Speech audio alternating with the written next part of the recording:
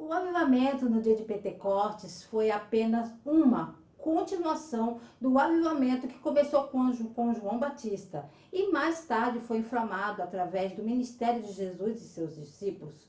As pessoas foram despertadas para o pecado e foram apontadas para o Salvador.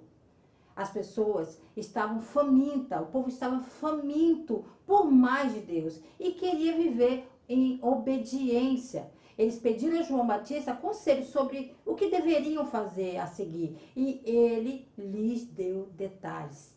As pessoas lentamente pararam de seguir João Batista e começaram a seguir a Jesus, que é exatamente o que João havia profetizado que aconteceria e deveria acontecer. Ele deve crescer e eu devo diminuir. O avivamento em Jerusalém, no dia de Pentecostes, é o maior de todos os tempos. Nenhum avivamento foi tão súbito, tão tremendo e em seus efeitos imediatos e nenhum tão duradouro em seus resultados. A paz do Senhor, povo lindo de Deus, para você que é novo por aqui, eu sou a diaconisa Tânia Anjos, sou professora de escola bíblica dominical. Estamos estudando o primeiro trimestre das lições bíblicas da editora CPAD, da classe dos adultos, que tem o tema Aviva a tua obra, o chamado das escrituras ao quebrantamento e ao poder de Deus. A lição de hoje é a lição 5, o avivamento na vida da igreja. O texto áureo nos diz assim: e todos foram cheios do Espírito Santo e começaram a falar em outras línguas, conforme o Espírito Santo lhe concedia que falasses. Atos capítulo 2, versículo 4. A verdade prática nos diz assim: ao longo dos anos, a igreja experimenta avivamentos por meio do batismo no Espírito Santo e da atualidade dos dons espirituais. A leitura bíblica em classe se encontra em Atos capítulo 2, do versículo 1 ao 13. Os objetivos da lição é expor a realidade do batismo no Espírito Santo e o público-alvo. Examinar o dinamismo da igreja apostólica e demonstrar a importância de um ministério ungido para os dias atuais. Não se esqueça, irmão, de curtir, comentar, compartilhar pelo menos com mais uma pessoa que você estará ajudando esse canal a levar um ensino da palavra de Deus, ok? Então vamos lá.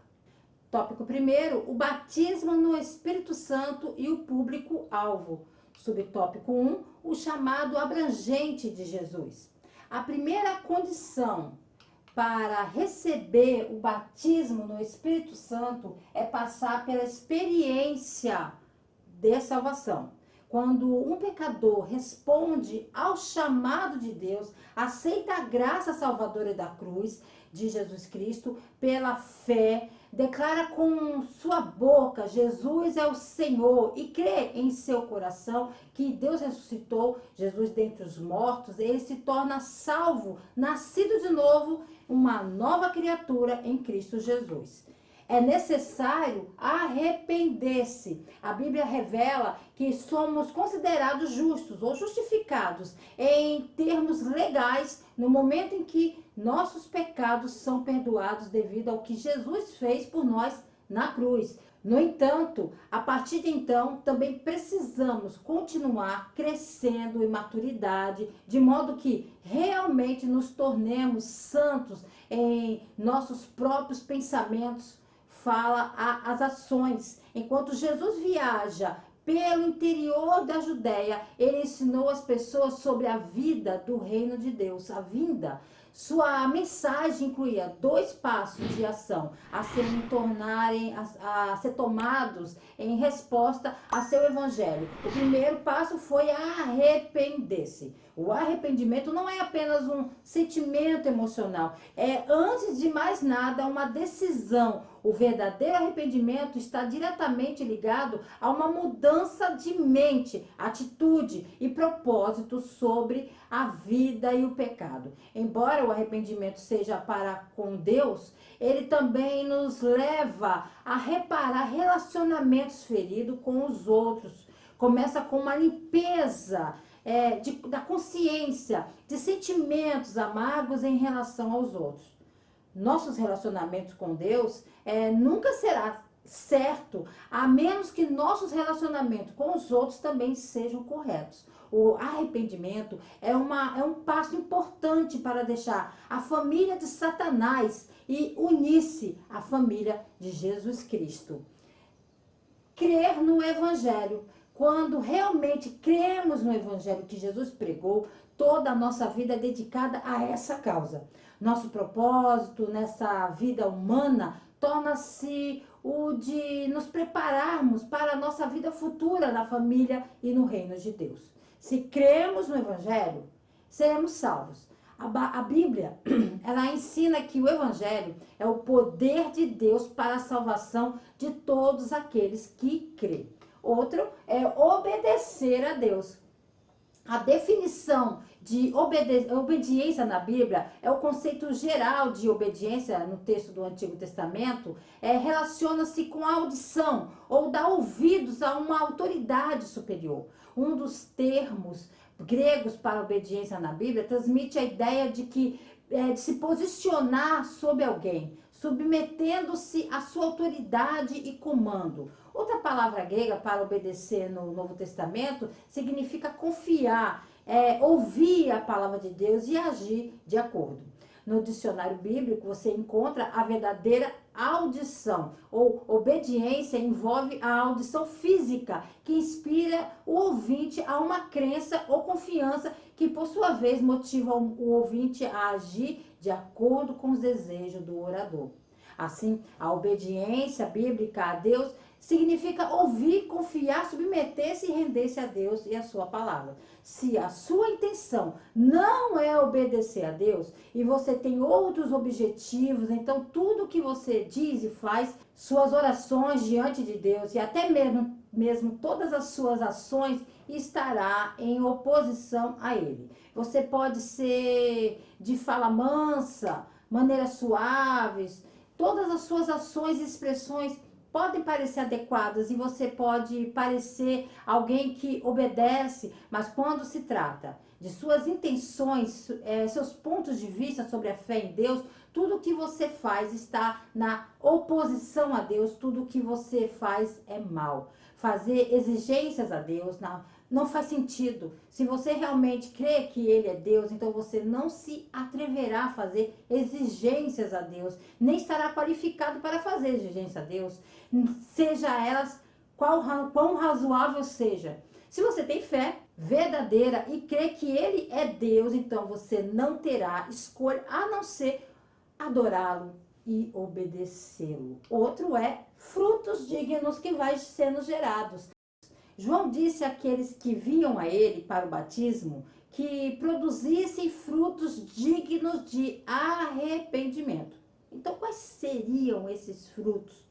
Jesus nos ensinou que é necessário para o fruto digno de arrependimento. Nossas vidas, prioridades, compromissos, relacionamento, ações, orações devem refletir uma preocupação irrestrita uns pelos outros por Deus. Se você é sincero sobre arrependimento, então você mostrará frutos comportamentais. Será um fruto digno. Se seu arrependimento for sincero, o seu comportamento irá mostrá-lo fruto digno de arrependimento. E qual é o fruto digno de arrependimento? Simplesmente é ser justo em suas relações com outras pessoas. Santificação. A santificação é um processo contínuo de salvação no tempo presente. Estamos destinados a ser continuamente santificados. Desde o momento em que somos justificados até o momento em que morremos. Essa tarefa vitalícia de santificação é o que o Espírito Santo ajuda você para que você possa realmente mudar, tornar-se santo e crescer no fruto do Espírito.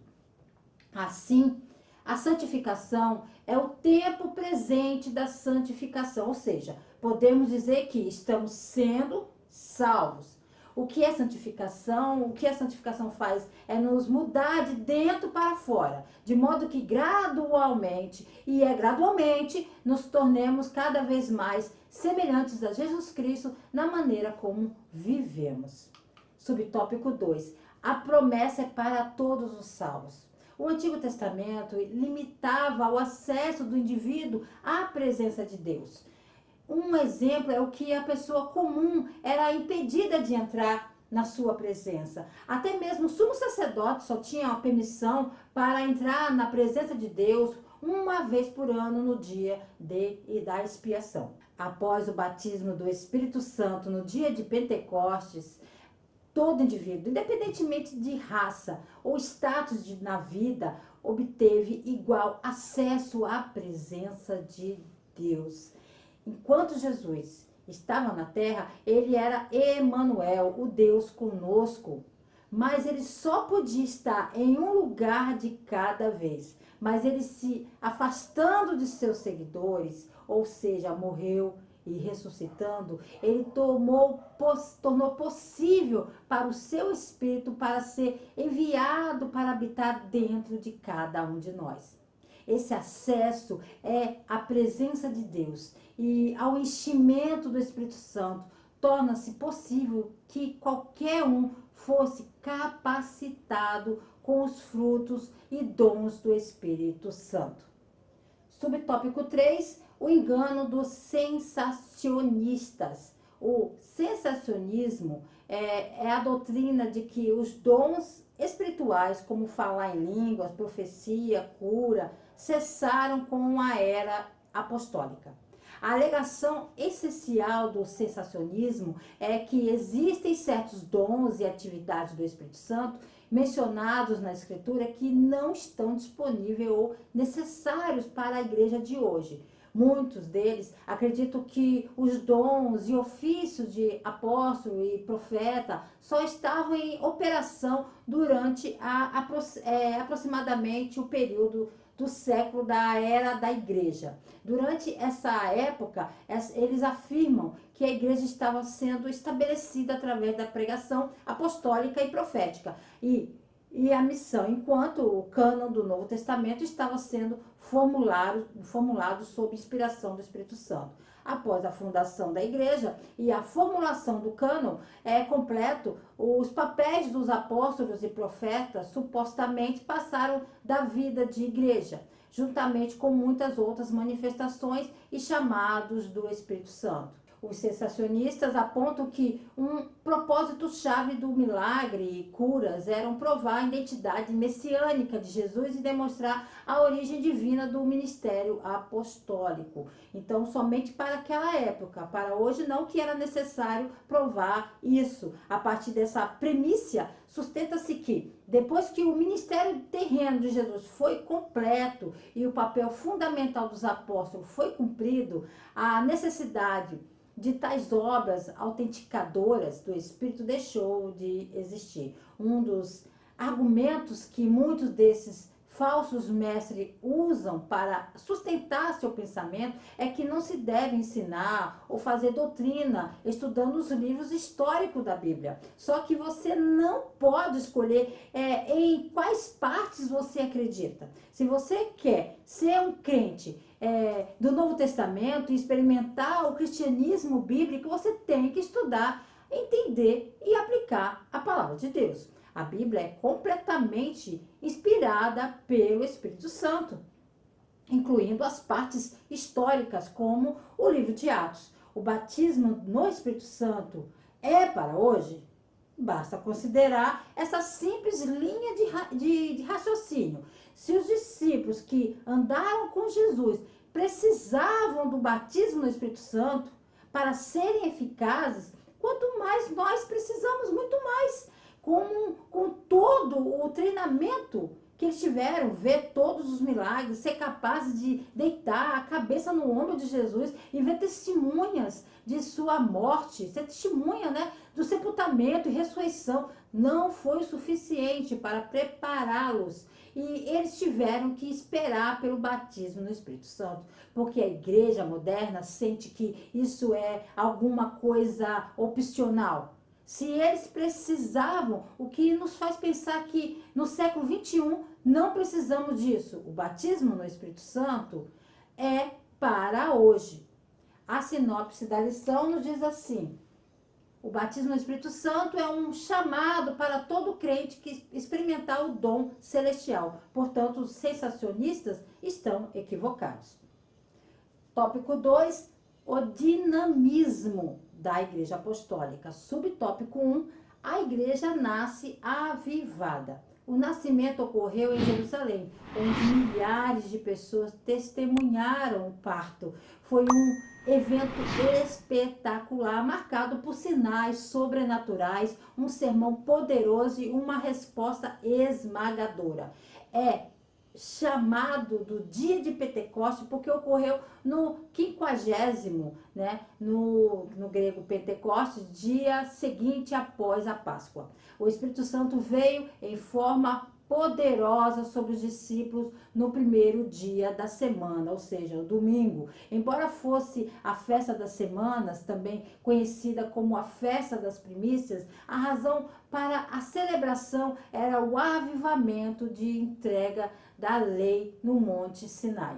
Era um dos 3 grandes festivais anuais de peregrinação, quando todos os homens judeus se reuniram em Jerusalém para adorar a Deus. Assim, judeu de toda a diáspora ou dispersão estavam presentes quando o cumprimento da promessa de repente aconteceu. Lucas nos diz que eles ouviram um grande barulho. Esse grande som sinalizou a descida do Espírito de Deus do céu e de uma maneira poderosa.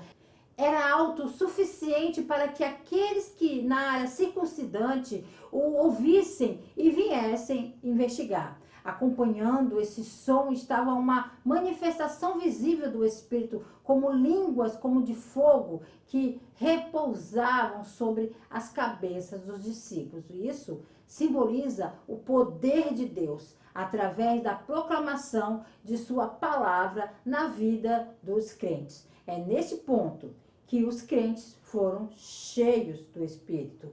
O enchimento do Espírito significa ser permeado ou controlado pelo Espírito de tal forma que Deus é capaz de usar alguém para a sua glória.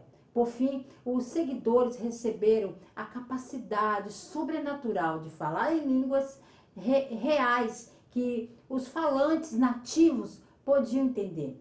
O propósito desse dom era validar ou autenticar a mensagem do Evangelho no ministério dos apóstolos judeus de todas essas nações. Ouviram os discípulos falando das poderosas obras de Deus. Todo o ponto de Atos 2 não é sobre línguas, é tudo sobre o dom do Espírito Santo para capacitar a igreja a seu testemunho para todas as nações. Lembre-se, o objetivo do Evangelho é a glória de Deus. O foco da sua vida está na glória de Deus. Sua paixão é que as pessoas ao seu redor vejam Cristo em você. Subtópico 2. A igreja depois do Pentecostes. Em poucas horas, 3.000 homens e mulheres foram convertidos. A igreja do Novo Testamento foi estabelecida. Todos os dias ocorriam convenções, alguns dias pontuações, outros dias centenas e até milhares foram adicionados à fileira dos discípulos. Esse evento não durou por um tempo, mas durante anos. Esse trabalho gracioso continuou em Jerusalém. Também se espalhou para o exterior. O avivamento deu origem a missionários que saíram em todas as direções. Esses missionários deram origem a avivamentos que levaram à formação da igreja do Novo Testamento em outras áreas. Todas as cidades de importância no Império Romano experimentaram a influência do movimento de Deus durante os anos que se seguiram. Esse derramamento não apenas iniciou a disseminação do cristianismo por toda a terra conhecida, mas sua influência também atingiu nossa própria era. Tais foram os efeitos e resultados do avivamento do Pentecostes. O avivamento que começou no dia de Pentecostes se espalhou pelo Império Romano entre judeus, gentios e ocorreu apesar da severa perseguição. A sinopse da lição nos diz: a igreja de Pentecostes nasceu avivada e permaneceu avivada. Isso significa o dinamismo dessa igreja. Tópico 3. Um ministério ungido para os dias atuais. Subtópico 1. Na unção do Espírito Santo. A unção traz poder, iluminação. Não há indício de que Jesus foi incapaz de realizar qualquer milagre até que ele foi ungido por Deus. Então veio a unção de Deus e ele saiu em chamas para o seu ministério. Ele expulsa demônios, cura os enfermos, ensina coisas maiores abertamente e nos templos ou sinagogas devido ao poder da unção, independentemente do que muitos pensam. Não há evidência bíblica de que Jesus tenha realizado milagres, nem entrou no ministério até depois de receber o Espírito Santo e o poder que vem com o preenchimento, a unção do Espírito. A importância da unção tornou-se mais clara quando Jesus admoestou os seus discípulos a não irem a lugar algum ou fazer qualquer coisa, nem mesmo para testemunhar, até que tivessem recebido a unção, o batismo no Espírito Santo. Em sua graça, Deus nos deu dons diferentes para fazer bem o serviço. Então, se Deus lhe deu a capacidade de profetizar, fale com tanta fé quanto Deus lhe deu. Se seu dom é servir aos outros, sirva o bem. Se você é um professor, ensine bem. Se seu dom é encorajar os outros, seja encorajador. Se é dar, que dê generosamente. Se Deus lhe deu capacidade de liderança, leve a responsabilidade a sério. E se você tem um dom para mostrar a bondade com os outros, faça de bom grado. Subtópico 2. Autenticado por Deus. Não espere pelos sinais e depois pregue. Pregue e os sinais se seguirão. Deus sempre confirma a sua palavra com sinais seguindo. Também é triste que alguns crentes queiram se ver realizando milagres antes de saírem para pregar o evangelho. A partir desta escritura, descobrimos que os sinais seguiram os crentes enquanto pregavam o evangelho. Então, saia para pregar o evangelho e você ficará surpreso com o que acontecerá. Há pessoas chamadas teólogos, a maioria dessas pessoas ensina a palavra enquanto pensa nela com suas mentes limitadas. Ninguém pode ler e entender a Bíblia sem a ajuda do Espírito Santo. A Bíblia diz: toda escritura é dada por inspiração de Deus. Observe que ele não apenas nos enviou, mas ele deu poder. Jesus disse a seus discípulos: mas recebereis poder depois que o Espírito Santo vier sobre vós, e serei testemunhas para mim, tanto em Jerusalém como em toda a Judéia e em Samaria e até o extremo da terra. É o Espírito Santo que dá aos crentes a ousadia de proclamar o Evangelho. O Espírito Santo é muito essencial no que diz respeito à pregação do Evangelho, com sinais e maravilhas que o acompanham. Quando Deus fala, é o Espírito Santo que está em ação para realizar. Alguns se desculpam dizendo que não podem ler e entender a Bíblia. Então, como é possível até mesmo alcançar os outros? Quais são alguns dos sinais que seguem aqueles que creem em Jesus Cristo? Um dos sinais é o poder de expulsar os demônios. O nome de Jesus foi exaltado acima de qualquer outro nome. É por isso que na menção do nome de Jesus, todo joelho no céu e na terra e sob a terra se curvam.